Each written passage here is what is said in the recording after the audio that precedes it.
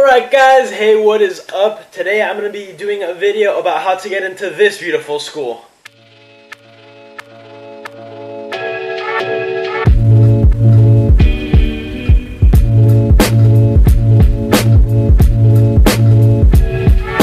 The University of Miami. It's all about the U.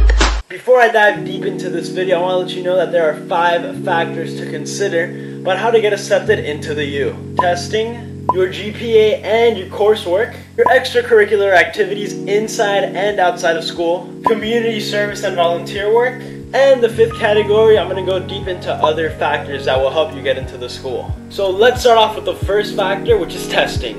It's all about the U. It's all about the U. Now, testing is one of the factors that everybody really worries about. Obviously, not only to get into the University of Miami, but to get into any college or university. Now, even though testing is a critical factor, it is not a factor that determines whether or not you will get accepted or declined. Just because you get a bad test score doesn't mean that you're automatically going to get declined, and vice versa. Just because you get a good test score doesn't mean you're going to get accepted. Now, according to PrepScholar, the acceptance rate into the beautiful University of Miami is a 38%. The average SAT score on the new scale is a 1360, and the average ACT score is a 30. Now, let's just say I'm not the best test taker out there, and my SAT score was actually a 1230, and my ACT score was a 25, which is actually right below the average. Now, even if you don't get a strong test score, you'll still be okay. It's not like it's the end of the world. You just have to make sure that your other factors that I'm going to be talking about later in the video can, make up for that score. If you're not good at test taking, you want to show the university that you're good at other stuff like extracurricular activities, that you have a strong GPA. Test taking is not the only factor into this college acceptance process. Like I said earlier, even if you do have amazing test scores, obviously your chances might increase into getting accepted, but you still want to back that up by having a good GPA, having good extracurriculars. You just don't want to be good at test taking. Now, personally for me, even though my test scores really weren't up to the average, I was able to make it up through the other factors, like the GPA, which is actually going to be our next subject of discussion. It's all about the U. It's all about the U. Like any other university, the University of Miami really does look at GPA and your coursework. The average GPA in the University of Miami out of the 4.0 scale is a 3.6. Now, this is where I was able to show my strong suit in the academic process. Now, I think I finished high school with around like a 3.4 unweighted GPA and like a 4.3 on the weighted scale. Now, something else that really helped me is that I was in the IB program. If you guys don't know what that is, no worries, that's basically like an equivalent to AP. Now, in terms of coursework, just make sure in high school you're taking strong classes, but also take classes that you're interested in. Don't just take the class, don't do an AP just because it looks good.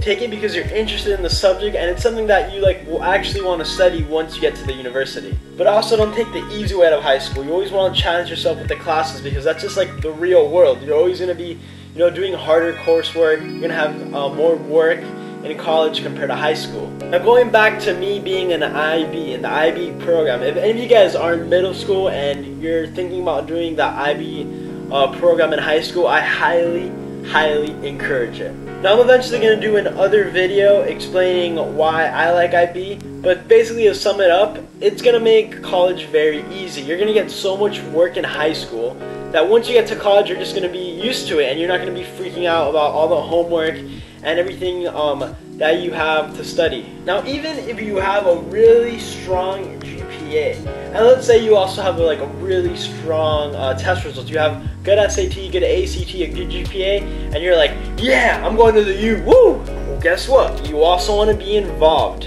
Which brings us right into our next factor, extracurricular activities. It's all about the U! It's all about the U! Now, extracurricular activities, they can be inside and outside of your school. You can join a club, you can do sports, there's a bunch of different extracurricular activities, getting a job, doing an internship, for example. Now, my biggest thing about doing extracurricular activities, which I cannot emphasize enough, only do it if you are into them. Don't join some random club in your school, be president of some random club, just because it's going to look good on the resume. That is the worst thing you could do. Do something that you're really passionate about. So let's say you're into, I don't know, golf, join the golf team. Let's say you're into government, do student government, but don't just go and say, I'm gonna run for president because it's gonna look good on my resume. That's not good. Now, me in high school, I played soccer. I was a starting goalie. I played soccer because it's a sport I played for about 10 years. I also ran cross country and track because I've always been a very fit guy. I got into running and I decided to do a running sport. I also did an internship in a sports medicine lab, which is into my major now, which is athletic training. So, you know, it all works pretty well: soccer, cross country, and a sports medicine lab. I never did any club just because, like I said, I was never into the school clubs, which is why I really never felt like I needed to join them. Now, the reason you want to make sure you're doing extracurricular activities, of course, if you want to get accepted into the University of Miami, is mainly because you want to start branding yourself. The people that decide if you're going to get in or not, they're going to be looking at your test scores, they're going to be looking at your grades, but they also want to see what else you do outside or inside of school that doesn't involve anything academic. You want to make sure that you're actually like a high school kid who's enjoying his life, who's having fun, and isn't only focused on reading books and studying for tests. They want to make sure that you're actually doing something in the community or doing something for yourself. Now, this actually brings us into our next factor: community service. It's all about the youth. It's all about the youth. Now, community service is a very, very fascinating factor for me. I will be 100% honest. I barely did any community service. I barely helped out the community. I'm gonna say it straight up in front of the camera.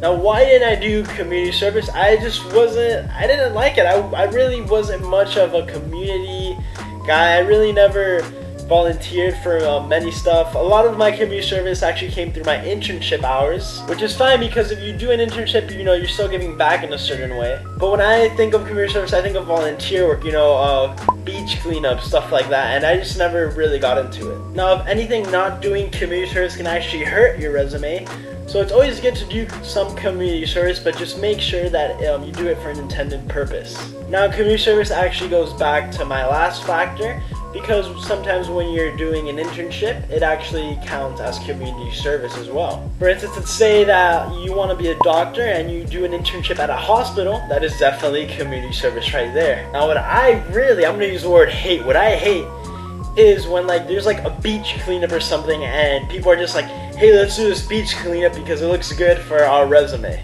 No, if you don't want to do the beach cleanup, if you want to leave the beach the way it is, you don't have to go. You don't have to do community service. It's not on you. Community service is to help, but only in what you like or what you feel great about helping in. Like, let's say you like going to the beach, or if you're a surfer, then it would be more acceptable to say, oh yeah, I want to clean up the beach. Or let's just say you're like against global warming, go for it, clean up the beach. But if you want to sleep in, if you don't like cleaning the beach, if you don't like manual labor, just keep in mind you don't have to go, okay? Don't feel peer pressured. I cannot emphasize it enough.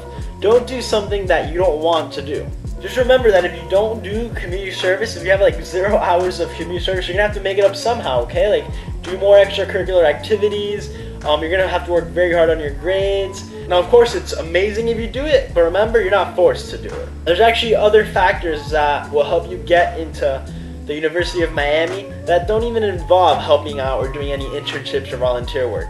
That's actually going to be our next factor and our last category for this video, which is going to be the other factors. It's all about the youth.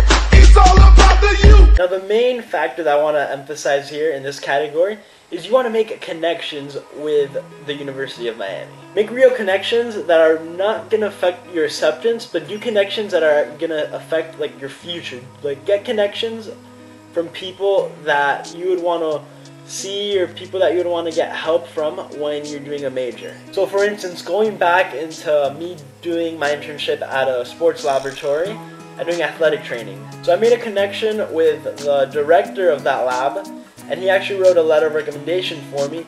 But why did I make that connection? Because I'm interested in sports medicine. I'm interested in sports science. It's something I'm going to do for my future. I know that if I ever want to do an investigation, I could just go to the lab and he'll be there to help me out. It's really a back and forth process because I'm going to be doing a lab for him, or I'm going to be helping him out because I want to, not because it's going to make my chances of getting into the school any higher. Now, a bad connection would be like if you just email like the dean of student affairs constantly and be like, oh hey, how are you? Some creepy stuff like that. That's a bad connection. Or also you keep nagging about when are results coming out, or if you start like sending gifts or something, which might be considered bribe, but I don't know. I've heard stories where people like send gift to like admission officers, stuff like that. Only do connections because you want to be involved into this person's work. You want to be involved in what they do. You want to study what they're doing as their job. Now I know a lot of you people watching this video that really want to go into the U aren't from Miami, so it might be a little bit harder to make that personal connection. But let's be honest, we're in 2017. You can just like send an email. Let's say you're interested in marine biology. Try to get in touch with the director of a marine biology lab and just be like, hey, what programs do you offer? Hey, I wanna major in marine biology. Can you give me a breakdown of the program at the University of Miami? And you never know, you might get lucky. They might send you a reply saying, oh, you could actually come during spring break, and there's a lab going on, maybe you could observe it, we could meet in person. But it all goes back to just like getting connections with people that have the same interests as you. Just don't make these like random connections to try to get in. It doesn't work like that. Now something else that really helped me in terms of getting accepted into the University of Miami is that I applied early decision. What does that mean? I basically did something where I apply, and if I get in, I have to go. I feel that if you do early decision or early action, it might increase your chance of getting into the university. Now I'm going to be honest, a lot of university officials are highly going to disagree about that comment. They're going to be like, oh no, it doesn't matter when you apply. You're going to get in or get declined regardless of your application status. But usually there's like a last pool of applicants when you apply earlier. So I don't know, I think it might help you out just a little bit, even if the officials, you know, they're like, oh no, you're lying, that's not true. Those were basically the 5 factors of how I got into the University of Miami and how you can also get accepted into the University of Miami. Now, I am a freshman. The University of Miami is a great school. It is a great option, so if you're considering going there, I highly encourage it. That's all for me today. Remember, stay hydrated.